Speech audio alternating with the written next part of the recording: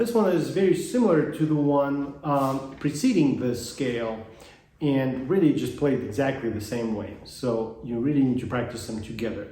But remember, when you're playing both of them, you need to be always very aware of how are you navigating the finger placement in the left hand. Is it a whole step or is it a half step? You always need to be questioning what's next and always be mentally a few steps ahead, at least one step ahead of what your fingers are playing. If you enjoyed this video, please give it a thumbs up and subscribe to my channel.